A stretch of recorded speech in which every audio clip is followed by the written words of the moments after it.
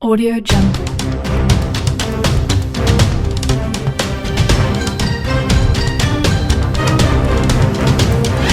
Audio Jungle.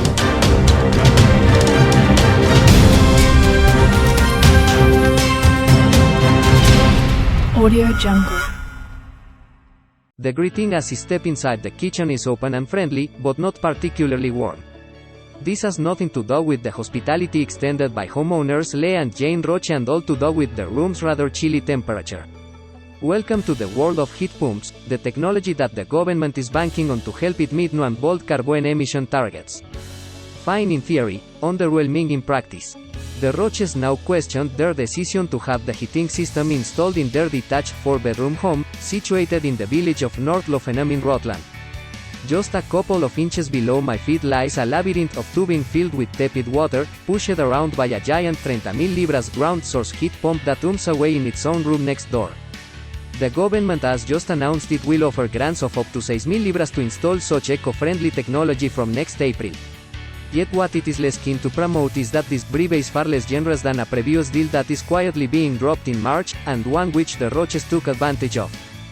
They were able to claim 70,000 libras in grants to install their heat pump under the Renewable Heat Incentive Scheme.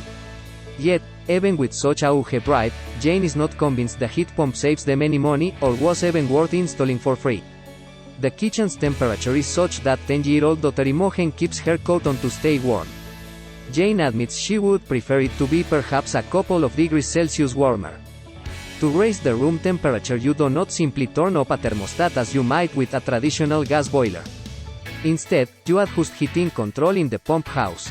As TC units are designed to push out relatively modest heat levels, the extra energy required to reach a higher temperature means it is often not cost-effective, ramping energy bills even higher. The kitchen's warmth depends in part on the 10,000 libras of triple-glazed patio windows that must be closed immediately once you step inside. He failed to observe this rule, and apologized profusely. Mother Jane, 46, whose other child is Nicholas, 12, says, "This kitchen is a barn conversion, so we were able to dig up the flooring to install the pipes when it was built. But this wasn't practical for the rest of the house as we live in a 400-year-old Grade II listed building. Instead, it meant installing massive radiators, powered by the same ground source heat pump. They look unsightly and are rarely used because to get them to work effectively they burn a lot of electricity. Stepping into the main house, there is indeed a chill in the air. The radiators are 6 pies long, 4 pies high, and stick out from the walls by 6 inches. The ugly metal behemoths look out of place in this tastefully decorated period property. Instead, the Roches use wood burners to occasionally heat the rooms, with the logs sourced from local trees that had to be cut down. Although despised by eco-warriors, it is hard to argue with the appeal of a roaring fire. Despite radiator prudence, the family calculate the energy bill for their large stone-built farmhouse is still a costly 350 libras a month. This is despite spending 40,000 libras on secondary and triple glazing throughout the home. Part of the problem is that although the heat pump system is efficient, the temperatures pumped out can be 20 degrees Celsius lower than a traditional boiler.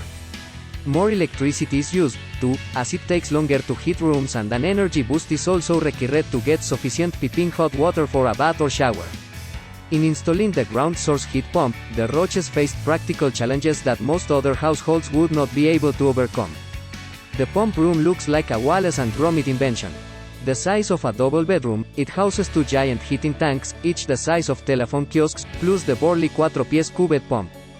This emits a low hum, like that from an electricity pylon, which could keep light sleepers awake for longer than they wish. Then there is the acre of lawn outside the Roches' back door where a maze-like mile of piping was laid 5 pies underground. Jane says, when they were being laid, neighbors joked the land was being cleared to build a housing estate or Olympic-sized swimming pool. Most homes don't have the land available to have such pipes installed. The Roches' heat pump relies on the underground pipes being warmed by the soil, where temperatures are typically between 6 and 12 degrees Celsius. The pump then uses compression technology to further boost the heat. The other heat pump alternative, that will benefit from a 5,000 libras grant, is air-sourced. It costs less money, typically 15,000 libras compared to around 20,000 libras for a ground source pump. But you might still need to spend a further 10,000 libras on double glazing and cavity insulation if you do not have a modern airtight home. The air pump extracts warm air from a box outside, the size of a small washing machine. This air is then blown into the home, or used to heat up water or big radiators.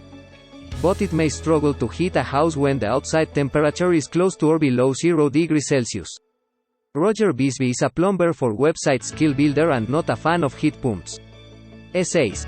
Make no bones about it, for most people the energy bills from an air or ground source heat pump will be pretty much the same as with a gas boiler. Although you may be tempted by the brands available from April, you may end up out of pocket with an unwanted heating system unless you have a well-insulated modern house. A heat pump might typically provide 40 degrees Celsius of warmth compared to a traditional gas boiler offering at least 60 degrees. A poorly insulated home using a pump might also use 40% more energy to keep it properly heated. The good news is a new pump might produce 30% less greenhouse gases. Bisbee added this: heat pumps are not the answer. They rarely save you money and they're noisy. Unlike a traditional combination boiler, these pumps are usually on 24 hours a day. Air source heat pumps are the noisiest as they have boxes fitted on the outside of the house that whirl around like an air conditioning unit. The noise is constant and if windows are open they can keep you and even the neighbors awake. Heating and insulation grant specialist Warm UK is also concerned many people will be lured in by the new grant without realizing there are pitfalls. Emma Garner, a director, says, "There will be a lot of sharks out there, talking about all the upsides but none of the drawbacks. The tasty grant on offer could end up being consumed by extra sold to you at a massive profit, such as double glazing, or the installer simply bumping up their charges.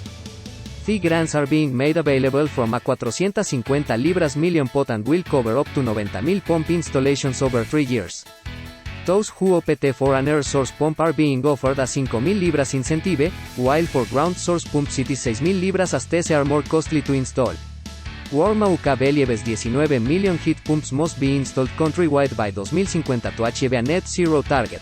So far, only about 300,000 have been put in and as the Roches have discovered, they were not quite what they are cracked up to be.